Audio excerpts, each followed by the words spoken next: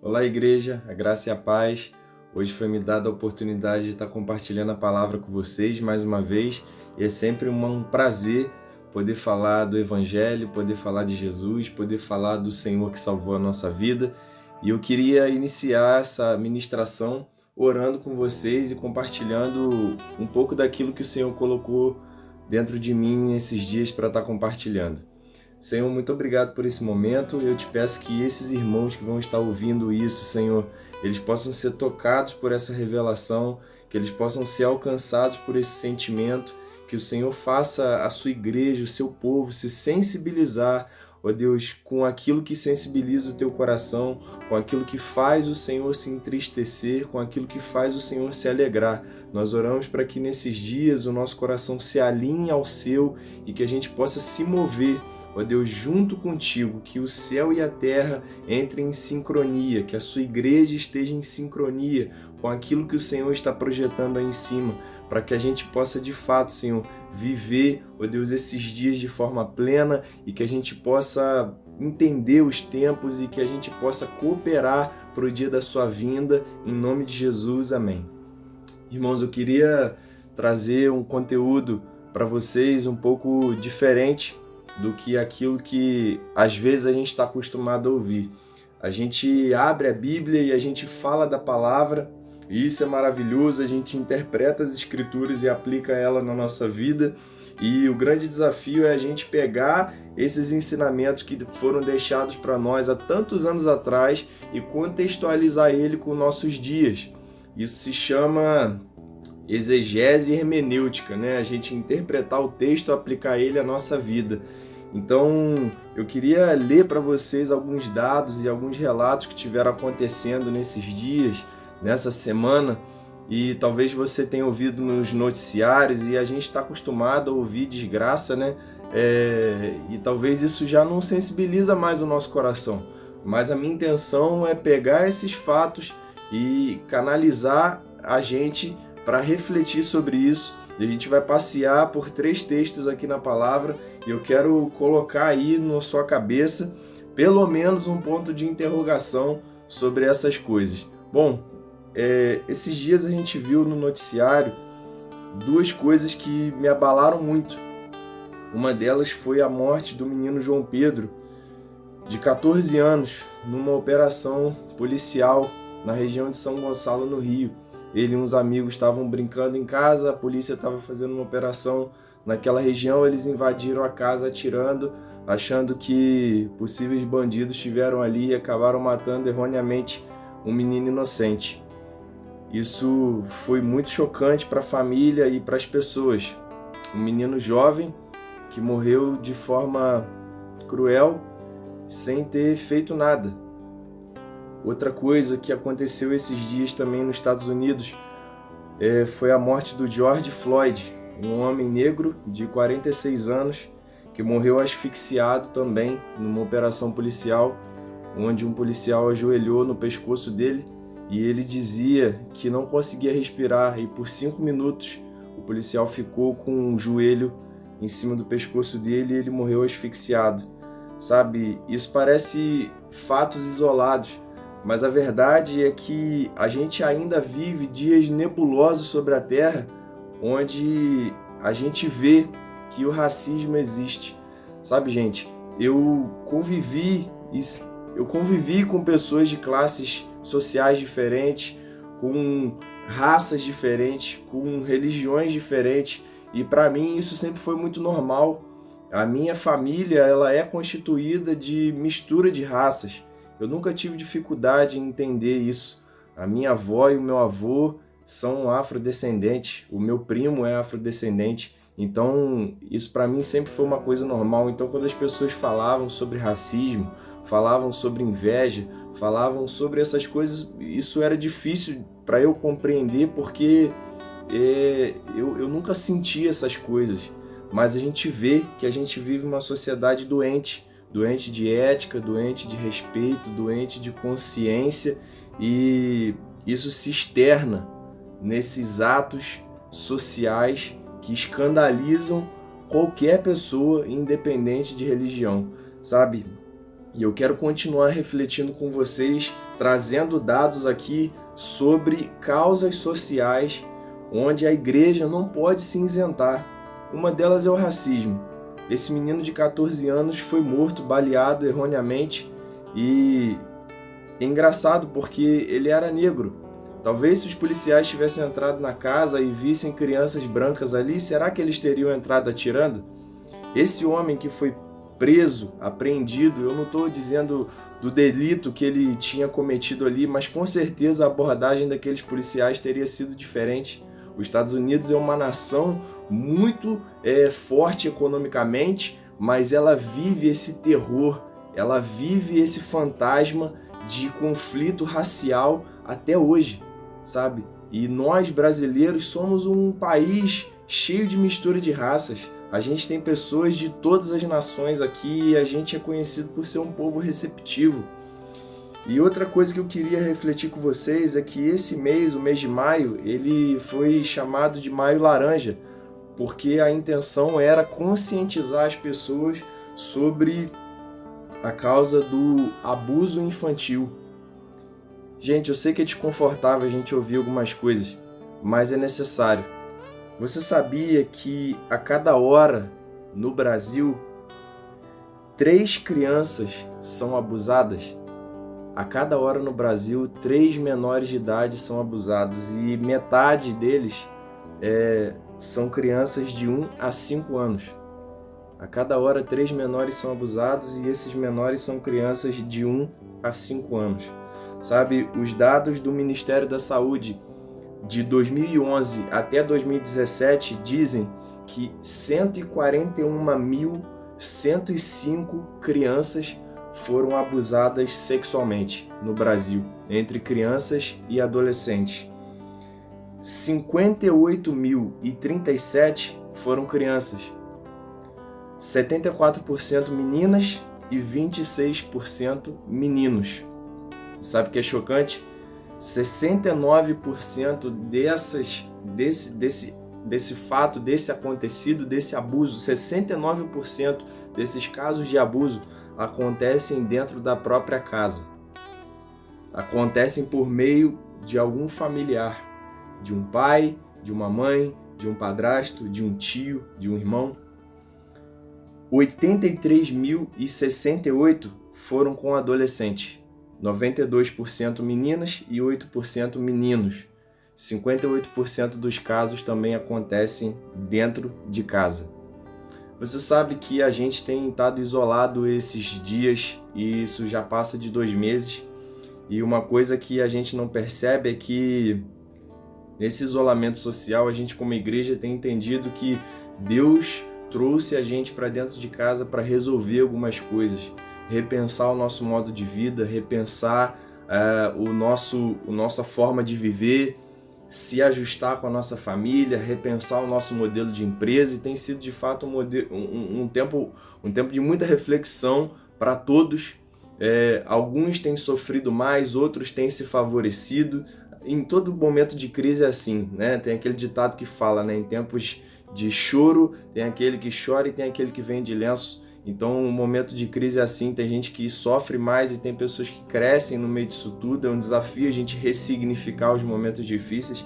Mas uma coisa que a gente não se atenta é que durante esses 2 meses de isolamento, houve um aumento de divórcios muito grande, porque marido e mulher estão dentro de casa. E quando você tem um problema mal resolvido, quando você sai para trabalhar e volta para casa só para dormir, talvez você vai suportando aquilo ali por muito tempo e vai empurrando com a barriga, como a gente fala, né? Mas também houve nesse período o caso de aumento de violência doméstica.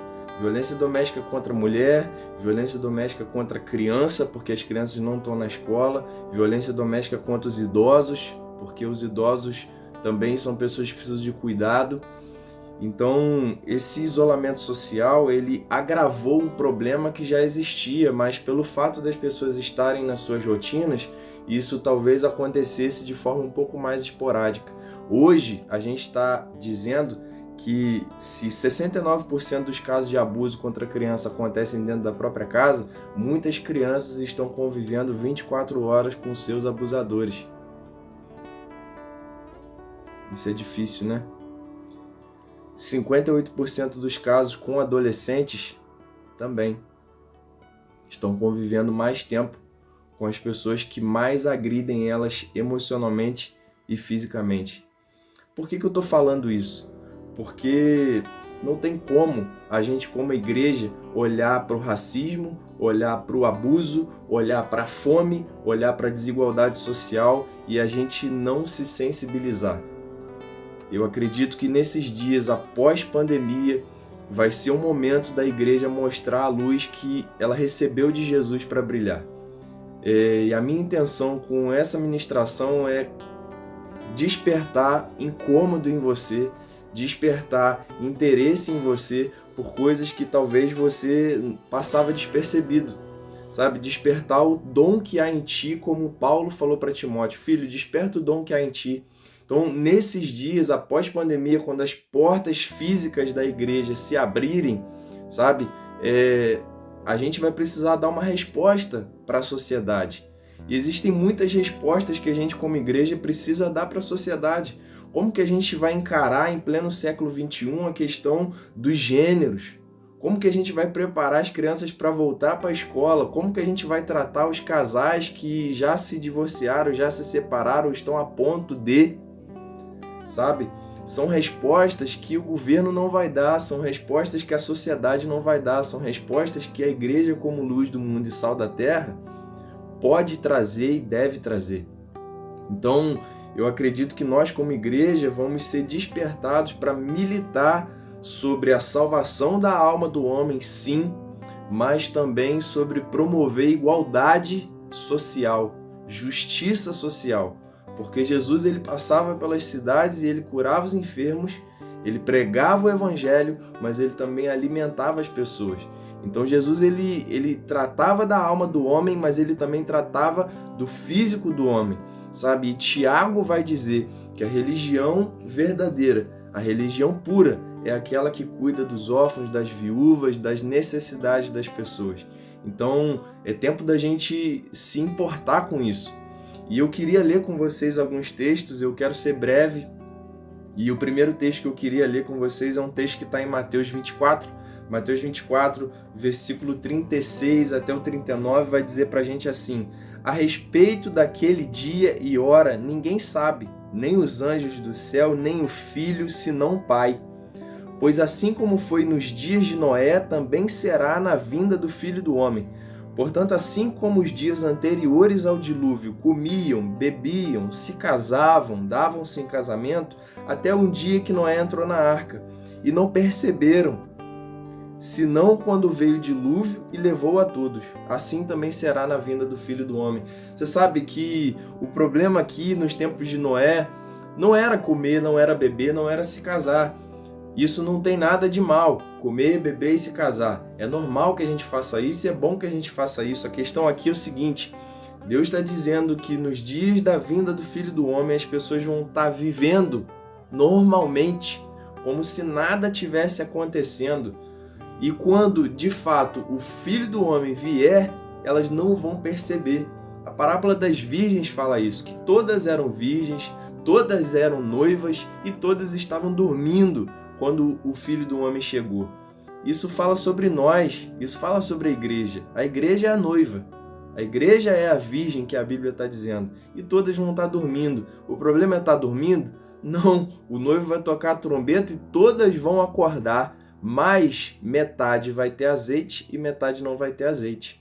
Então uma coisa é certa, por mais que a gente pense em se preparar, na verdade a gente não vai estar preparado para aquela hora. A gente não vai estar vigilante. Jesus, quando chama os discípulos para orar com ele no Getsemane, Pedro, João, que estavam ali acompanhando ele naquele momento de angústia, eles dormem, eles não suportam. Então não vai ser diferente com a gente. Talvez a gente não esteja tão vigilante quanto a gente gostaria no dia da vinda do Filho do Homem, se ele voltar quando a gente ainda estiver vivo aqui na Terra, né? Mas uma coisa é importante a gente pensar, a gente precisa acumular azeite. E como a gente acumula azeite? se relacionando com o Espírito Santo, lendo a palavra, buscando uma vida de oração e externando a nossa fé também em obras, porque uma coisa precisa vir acompanhada da outra. Então a Bíblia diz que nos dias de Noé, as pessoas comiam, bebiam e davam-se em casamento, e o problema não é esse, mas o problema é que as pessoas não perceberam o que estava acontecendo nesses dias. Mas eu queria falar para você o que estava acontecendo nesses dias para Deus cogitar, trazer um dilúvio sobre a terra. Lá em Gênesis 6, a gente vai entender o que significa quando a Bíblia fala dias de Noé. Dias de Noé, lá em Gênesis 6, vai dizer assim, eu vou ler o versículo 1 e 2 e depois eu vou ler o 5.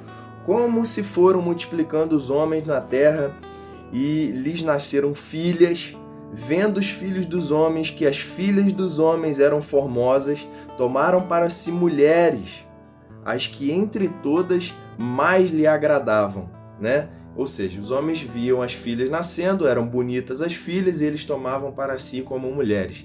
Agora vamos lá, qual o problema, né? O homem tomar para si uma esposa que lhe agrada, né? Uma mulher que lhe agrada e vice-versa. Agora vamos lá, o versículo 5 vai dizer o seguinte: viu o Senhor que a maldade do homem se havia multiplicado na terra e que era continuamente mal todo o desígnio do seu coração. Então se arrependeu o Senhor de ter feito o homem na terra, e isso lhe pesou o coração. E disse o Senhor: farei desaparecer da face da terra o homem que criei, o homem, o animal, os répteis, as aves do céu, porque me arrependo de ter feito o homem. Porém Noé achou graça diante de Deus. Sabe, a Bíblia diz que o Senhor se arrependeu de ter feito o homem. E esse arrependimento aqui, parece que Deus se arrependeu da sua criação. Tipo, eu não queria ter criado o homem. Não é esse tipo de arrependimento. Deus não se equivocou, Deus não errou quando criou o homem, mas esse arrependimento aqui fala de que o homem não entendeu o plano original e por isso Deus estava disposto a começar tudo de novo. E por isso ele vê que havia um que achou graça diante de seus olhos, e esse um foi Noé. Ele escolheu Noé para salvar, para reconstruir a humanidade, e ele chama Noé para construir a arca e entrar na arca com a sua família. Porém, o que sinaliza dias de Noé na Bíblia? Dias de Noé na Bíblia faz referência a um tempo onde a maldade do coração do homem era tão grande, o homem era tão corrupto, tão promíscuo, tão prostituto, vou dizer assim. O homem estava tão contaminado pelos seus desejos carnais que aquilo subiu aos céus, e o Senhor se arrependeu de ter feito o homem porque eles não entenderam nada, eles se corromperam, e Deus de fato resolveu reconstruir a humanidade através da família de Noé. E uma vez eu ministrei sobre isso e o Senhor me fez uma pergunta que me confrontou muito. Perguntou: filho, se eu fizesse hoje como nos dias de Noé, destruísse a terra e escolhesse a sua família para reconstruir o mundo, a sua casa está bem estruturada para isso? A sua casa está organizada para isso? A sua família poderia ser um modelo para reconstruir uma sociedade inteira, um mundo inteiro? E aquilo me confrontou, sabe, irmãos? Porque às vezes a gente acha que a gente tá bem, que a gente é bonzinho, porque a gente paga as nossas contas em dia, porque a gente para na faixa de pedestre, porque a gente ajuda um idoso a atravessar a rua, porque a gente honra pai e mãe. A gente acha que a gente é bom. E na fase da nossa adolescência, da nossa juventude, o jovem ele acha que o maior problema da vida dele é suportar as dificuldades carnais da sua juventude, os impulsos da carne, né? Se manter santo. A gente acha que o nosso maior problema é se manter santo, é vigiar contra a carne, vigiar contra a imoralidade. E aí a gente cresce, a gente fica adulto, a gente descobre que tem muita coisa mais complexa da gente administrar do que um namoro ou um relacionamento. A vida é bem mais complexa do que tudo isso. Tem muita coisa na vida do adulto que ele precisa administrar e não é fácil. Nos dias de Noé eram dias de declínio moral extremo, prostituição extrema, desvio de conduta extremo, e por isso Deus resolveu acabar com a humanidade. E a Bíblia também fala dos dias de Ló, Foi outro momento onde Deus sentencia uma cidade inteira por causa do seu desvio moral, por causa do seu desvio de padrão de conduta. Lá em Gênesis 18, 20, a gente vai ver o seguinte: disse o Senhor, com efeito o clamor de Sodoma e Gomorra tem se multiplicado, seu pecado tem se agravado muito. Olha só, com efeito o clamor de Sodoma e Gomorra. O clamor tem se multiplicado, sabe? A vida pecaminosa de Sodoma e Gomorra era tão terrível que aquilo subia em forma de clamor ao céu, e Deus olhou para aquela cidade, Deus olhou para o pecado que aquela cidade cometia, aquilo subiu aos céus e ele resolveu descer, mandar anjos na cidade de Sodoma e Gomorra para conferir aquilo que estava acontecendo ali. Você conhece a história, esses anjos vão ficar na casa de Ló, e de madrugada esses homens chegam na casa de Ló querendo arrombar a porta para ter relações sexuais com aqueles seres celestiais, e Ló, desesperado, chega a oferecer suas filhas virgens para aquela população, para que eles não arrombassem a porta e não tomassem aqueles anjos, de tão terrível que era a situação naquele lugar. Abraão intercede por Sodoma, perguntando a Deus se houvesse ali 50 justos, 40 justos, 30 justos, enfim, 10 justos, se Deus livraria aquela cidade. Deus acata o clamor de Abraão, porém numa cidade inteira não se acham justos ali. Deus, por misericórdia, vai e poupa a família de Ló. Para completar, a esposa dele olha para trás, torna uma estátua de sal, e aí a gente vai ver, né, que Ló se deita com as filhas futuramente, dá origem a umas tribos de Israel meio complicadas. Sabe, gente, dias de Ló, dias de Noé na Bíblia vai estar falando sobre tempos de pecado, tempos de declínio moral. O clamor de Sodoma e Gomorra subiu aos céus, e isso chegou aos ouvidos, aos olhos de Deus de forma terrível. A Bíblia também fala de algo semelhante. Em Gênesis 4:10 fala aqui, quando Deus vai confrontar Caim, perguntando: disse o Senhor a Caim, onde está Abel, teu irmão? Respondeu ele: não sei, acaso sou eu o tutor, o guardador do meu irmão? E o versículo 10 vai dizer assim: o que você fez? A voz do sangue do seu irmão clama a mim da terra. Sabe, irmãos, o sangue dos inocentes que é derramado na terra clama a Deus todos os dias. Apocalipse vai dizer que o sangue dos mártires clama a Deus, apressando o dia do juízo todos os dias. Será que o sangue dessas crianças abusadas não tem clamado aos olhos e aos ouvidos de Deus? Será que o sangue desses homens, do George Floyd, que foi morto por racismo, não clama a Deus? Do menino João Pedro? De pessoas que sofrem algum tipo de violência, de discriminação, de distrato todos os dias, não clamam aos olhos de Deus? Será que essa realidade não deveria nos incomodar como igreja? Será que a gente não deveria promover mais ações de conscientização, até mesmo nos nossos cultos?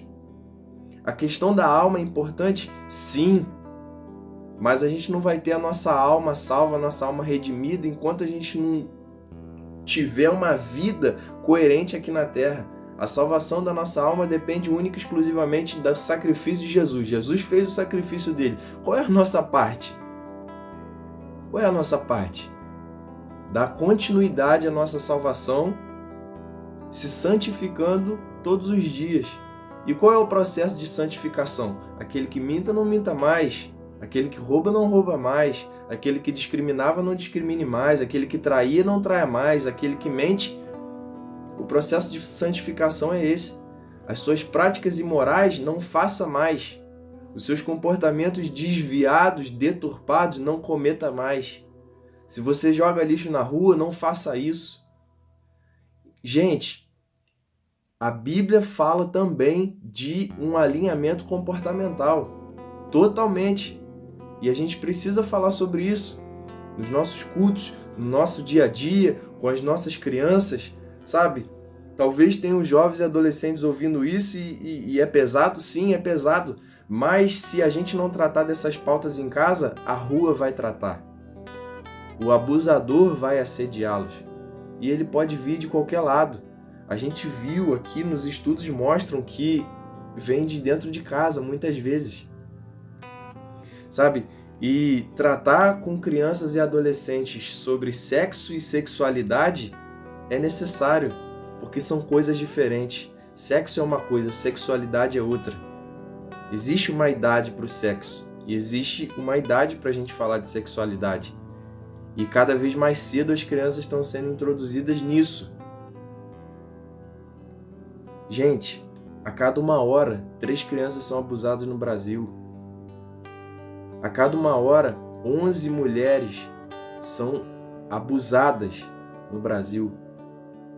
Índices que falam do feminicídio. Eu preguei outro dia na igreja sobre isso. Violência doméstica, morte, que não é só o abuso, agora tem a morte também.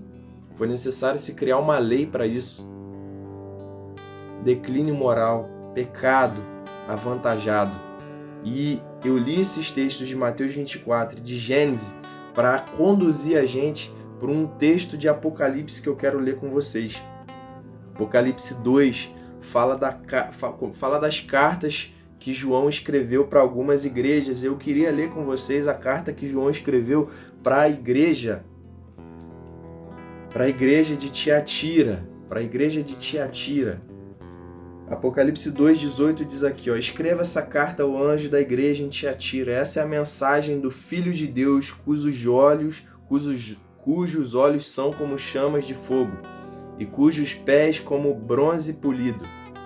Sei tudo o que você faz. Vi o seu amor, vi a sua fé, vi o seu serviço, vi a sua perseverança. Observei como você tem crescido em todas essas coisas. Contudo, eu tenho contra você uma queixa. Você tem permitido, você tem tolerado que essa mulher Jezabel, que se diz profetiza, faça seus servos se desviarem. Ela os ensina a cometer imoralidade sexual e a comer alimentos sacrificados a ídolos. Dei a ela um tempo para se arrepender, mas não quer se arrepender da sua imoralidade. Portanto, eu lançarei doente numa cama. Aqueles que cometerem adultério, como ela, sofrerão terrivelmente, a menos que se arrependam e abandonem as práticas de tais atos. Matarei seus filhos, e então todas as igrejas saberão que eu sou aquele que sonda mente e coração. Darei a cada um de vocês aquilo que seus atos merecem. Tenho também uma mensagem para o restante de vocês em Tiatira, os que não seguiram ao falso ensino. Tem uma mensagem para vocês de Tiatira que não seguiram o falso ensino. As verdades mais profundas, como eles dizem, que na realidade vêm de Satanás. Não lhes pedirei coisa alguma, senão que se apeguem firmemente ao que já têm até aqui, até que eu venha. Ao que vencer e ao que obedecer até o fim, eu lhe darei autoridade sobre as nações. Ele as governará com cetro de ferro e as despedaçará como vasos de barro. Ele terá a mesma autoridade que recebi do meu Pai, e também lhe darei a estrela da manhã. Quem tem ouvidos ouça o que o Espírito diz às igrejas. Sabe, irmão, eu quero começar de trás para frente. Esse texto fala que ao que vencer ele vai receber autoridade sobre as nações e ele vai reger as nações com a mesma autoridade que Jesus recebeu do Pai, com um cetro de ferro, despedaçando ela como se fosse um vaso de barro. Mas a gente precisa analisar. A gente fala de autoridade, mas a autoridade ela é conquistada. Tem autoridade que é conquistada e tem autoridade que é delegada. Uma pessoa, quando é promovida no trabalho, ela tem uma análise de desempenho para que ela seja promovida. E ela precisa ter um comportamento coerente para que ela seja entendida e reconhecida como líder. Quando a pessoa é levantada como líder sem uma vida coerente com aquela posição, ela vai exercer autoritarismo e não autoridade. Autoritarismo é aquele, quem manda pode e obedece quem tem juízo. Isso gera às vezes revolta e falta de participação com aqueles que estão debaixo daquela liderança. Agora, quando você recebe uma autoridade do céu, uma autoridade dos homens, e isso é legitimado e ser reconhecido, as pessoas elas seguem. O que é um líder? Um líder basicamente é alguém que tem seguidores. Por que ele tem seguidores? Porque a mensagem que ele carrega arrasta as pessoas.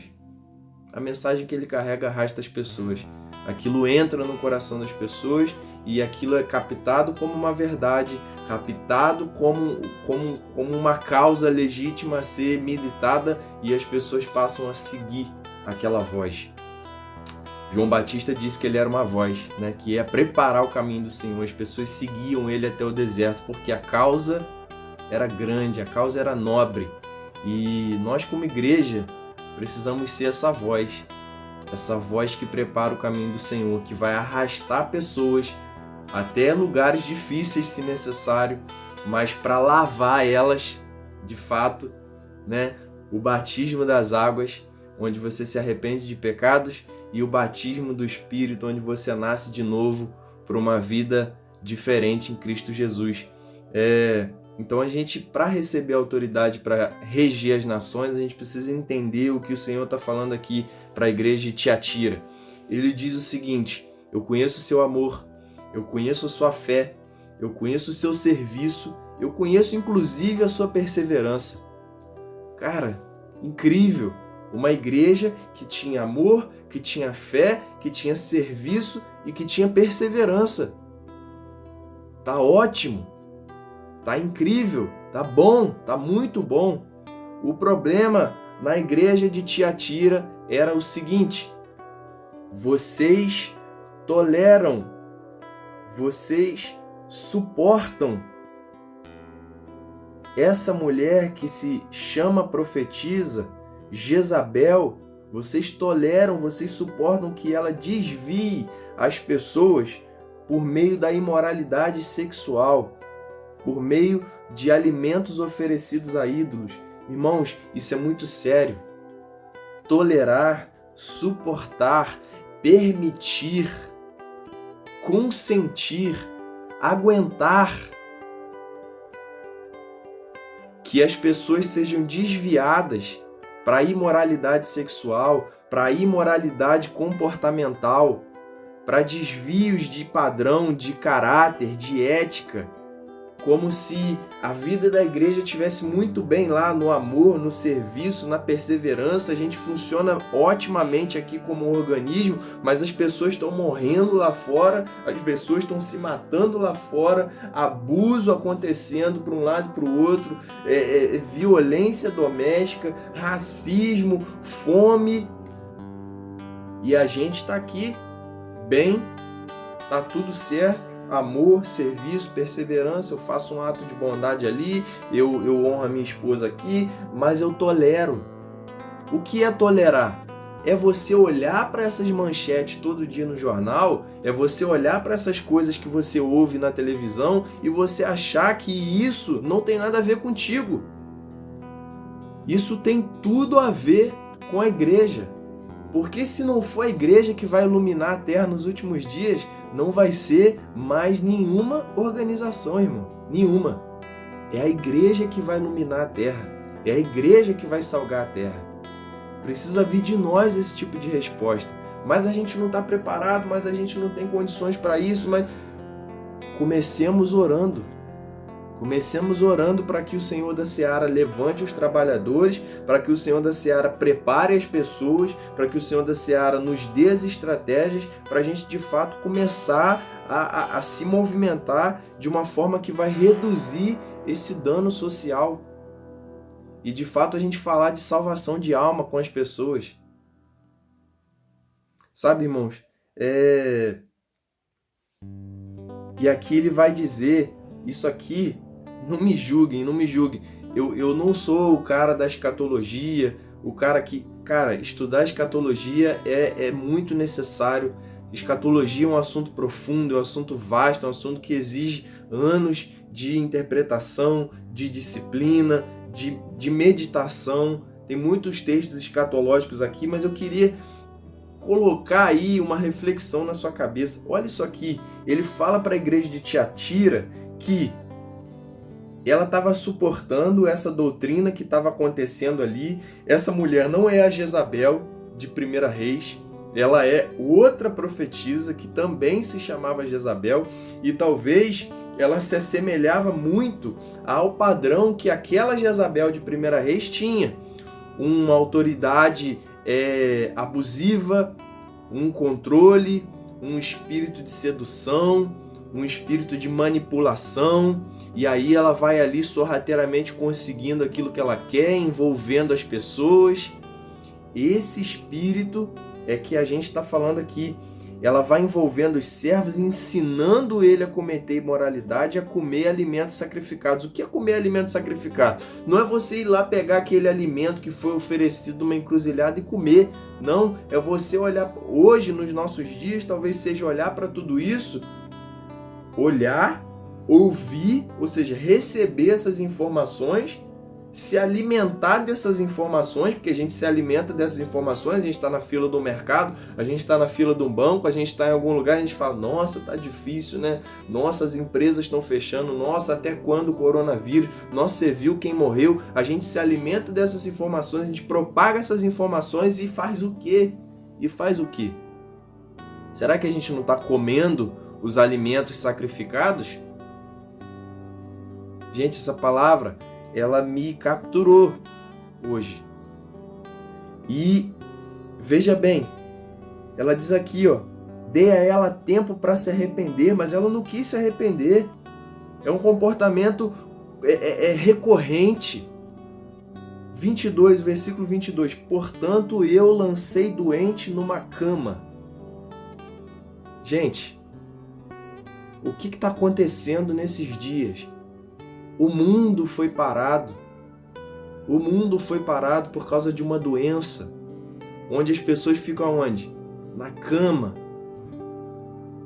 As pessoas ficam doentes de cama, em casa, debilitadas.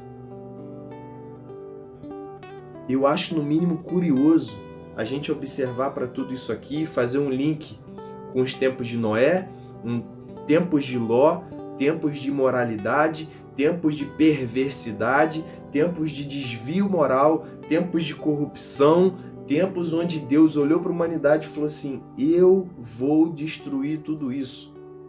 E Deus dá um tempo de arrependimento para a sociedade, para a igreja, e parece que a coisa continua ali daquele jeito, e ele fala para a igreja de Tiatira, eu vou visitar vocês e vou colocá-los doentes de cama. E aqueles que cometeram adultério com elas sofrerão terrivelmente, a menos que se arrependam e abandonem as práticas de tais atos. Eu matarei seus filhos. É a Bíblia que está dizendo. Matarei seus filhos. Então todas as igrejas saberão que aquele que sonda a mente e coração, todas as igrejas saberão que eu sou aquele que sonda a mente e coração, e darei a cada um de vocês aquilo que os seus atos merecem. Sabe, irmãos, esse é um tempo onde o Senhor tem dado para nós dias de arrependimento, dias de reflexão, dias para a gente pensar e voltar após essa pandemia trazendo uma resposta. O que fizemos com esses dias de isolamento? Arrumamos a nossa casa, arrumamos as nossas emoções, o que vamos oferecer para as pessoas que passaram dias tão difíceis nesse período isolados em casa? Qual é a resposta que a igreja vai dar? Eu não estou falando aqui só da igreja em Cristo, óbvio. Eu estou falando da igreja global, a igreja de Cristo, sabe? Eu não estou falando de placas, eu estou falando de você. Você, como sacerdote da sua casa, homem, mulher, você que educa os seus filhos, você que é um canal de Deus no seu trabalho, você que é um instrumento de Deus nessa terra. Esquece a placa Igreja Famílias em Cristo. Eu estou falando de você, homem e mulher de Deus, você que está ouvindo essa mensagem esse final de semana, você que vai ouvir isso aqui há não sei quanto tempo depois, essa mensagem é para você, casa do Deus vivo aqui na terra. Que o Senhor possa nos capacitar para a gente ler isso aqui e ter o nosso coração cheio de temor, E ele diz aqui, ó, eu tenho uma mensagem para o restante de vocês em Tiatira, que não seguiram esse falso ensino, que não se dobraram a essas seduções. Eu não lhes pedirei mais coisa alguma, senão que vocês se apeguem firmemente ao que vocês já têm feito, até que eu venha. O que você já tem feito até que eu venha? Amor, fé, serviço, perseverança. E olha o que ele diz: ao que vencer, eu darei autoridade sobre as nações, para reger as nações com um cetro de ferro e despedaçar como se fosse um vaso de barro. Ele terá a mesma autoridade que eu recebi do meu Pai, e também lhe darei a estrela da manhã. Irmãos, essa é a promessa de Deus para nós. Recebe essa palavra e peça a Deus estratégias para você ser um instrumento de resposta nesses dias e principalmente após esses dias. Foi para isso que Deus fez a gente nascer nesse tempo, nesse século, nesse ano. Nós vamos prestar conta de como vivemos nesse período de transição aqui da nossa vida. Nós vivemos uma virada de milênio e nós estamos vivendo aqui mais uma virada de década, 2020. 2020 é um ano profético, é uma virada de década. E aquilo que nós vamos estabelecer como padrão de vida, como padrão comportamental, moral, espiritual nesse ano, nesse tempo, vai determinar sobre os próximos anos que a gente vai viver. É uma virada geracional. Então, eu quero orar para que o Senhor nos prepare como igreja. Amém? Pai, muito obrigado por essa palavra, que o Senhor desperte temor no coração dos meus irmãos, que a gente não se dobre, ó Deus, aos ensinos de Jezabel, que a gente não tolere esse caos social de braços cruzados. Deus, eu te peço por estratégias, eu te peço por parcerias com instituições, com ONGs, com pessoas de influência, para que a gente possa, Pai, ser um instrumento para minimizar a dor das pessoas que sofrem, ó Deus, sem voz. Jesus, eu oro para que o Senhor nos dê capacidade para dar voz àqueles que não têm voz. Em nome de Jesus, nós te pedimos, Pai, que a gente seja resposta para esses dias e que quando a gente fosse apresentar diante de Ti, Senhor, naquele último dia, que a gente preste contas, Pai, para Ti, como pessoas que não negligenciaram, que não se omitiram diante da dor da nossa geração. Em nome de Jesus, eu te peço e eu já te agradeço. Amém. Deus te abençoe, te capacite.